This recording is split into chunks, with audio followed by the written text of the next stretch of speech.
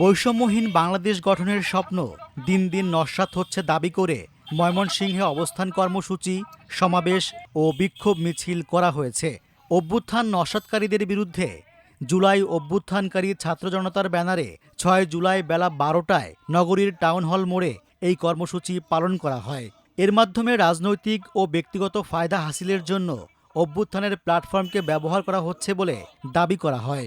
সভায় এসব প্রতিহতেরও ডাক দেয়া হয়। দীর্ঘ ১ বছর পর এই যে আওয়ামী আমলাতন্ত্র বা বিদ্যমান সরকার এবং অভ্যুত্থান পরবর্তী অভ্যুত্থানের অংশীজন যারা এই অভ্যুত্থানকে ধারণ করে না, লালন করে না, এই অভ্যুত্থানকে নস্যাৎ করতেছে, তাদের বিপরীতে আবার প্রতিরোধ গড়ে তোলার জন্য এবং ভবিষ্যতের কর্মসূচি আমরা ঘোষণা করার জন্য আজকে এখানে একত্রিত হয়েছি।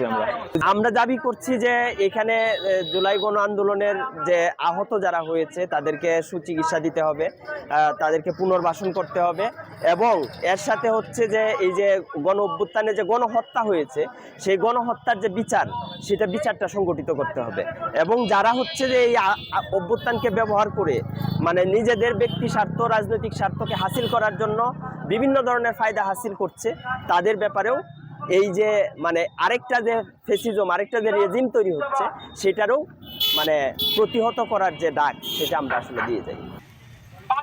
ফ্যাসিবাদ বিলুপ্তির পর একটি মহল সুপরিকল্পিতভাবে কাজ করে যাচ্ছে বলে জানান জুলাই আন্দোলনে গুলিবিদ্ধ হওয়া এই আন্দোলন কর্মী। এই অভ্যুত্থানটাকে নষ্ট করার জন্য একটা মহল সক্রিয়ভাবে সুপরিকল্পনার মাধ্যমে কাজ করে যাচ্ছে। আর এটার সবচেয়ে বড় ভূমিকা নিচ্ছে ফ্যাসিবাদের দূষণরা এখনো বিভিন্ন জায়গায় বিভিন্নভাবে মাথাচাড়া দিয়ে ওঠার চেষ্টা করতেছে এবং বিভিন্ন জায়গায় অগোচরে বসে ষড়যন্ত্র করে যাচ্ছে। আমরা এই ফ্যাসিবাদের বিরুদ্ধে যে আন্দোলন সংগ্রাম করছি, আমি নিজে গুলিবিদ্ধ হয়েছি। আমি চাই যে কোনো মূল্যে এই ফ্যাসিবাদ নস্যাৎকারীদের বিরুদ্ধে আবারও যদি প্রয়োজন পড়ে গণ অভ্যুত্থান গড়ে তুলবো। বৈষম্য বিরোধী আন্দোলন হয়েছে, কি কারণে আন্দোলন হয়েছে? যাতে আমাদের বৈষম্য বিরোধী একটা দেশ হোক, আমরা যাতে নারীর স্বাধীনতা, নারীর নিরাপত্তা সবকিছু আমরা বজায় রাখতে পারি। আমরা নিরাপত্তা পাই, কিসের নিরাপত্তা পাইছি? আমরা আরো ইফটিজিংয়ের শিকার হতে হয়। আমি একজন আহত জুলাই যোদ্ধা, আমার খবর কে নিছে?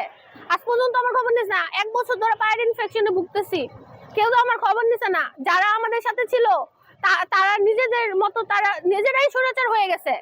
কার নাম বলবো?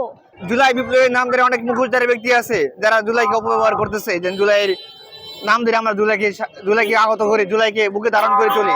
এরকম অনেক মুখোশধারী ব্যক্তি আছে যারা সত্যিকার অর্থে জুলাই ধারণ করে নাই, তারা নামে মাত্র জুলাই ধারণ করে তারা জুলাইকে বিক্রি করে দিছে কতিপয় ব্যক্তির মাধ্যমে। আমরা তাদেরকে হুঁশিয়ার করে দিচ্ছি যে না, আপনারা এখন হুঁশিয়ার সাবধান হয়ে যান। পরে মিছিল নিয়ে টাউন হল চত্বরে গিয়ে শেষ হয় এই কর্মসূচি। গত বছরের ১৯ জুলাই ময়মনসিংহ শহরে রেদওয়ান হোসেন সাগরকে হত্যা করা হয়েছিল। দিনটিকে স্মরণ করতে ১৯ জুলাই টাউন হল মোড়ে জেলার আহত ও নিহতদের পরিবারকে সাথে নিয়ে সমাবেশের ঘোষণা দেয়া হয়।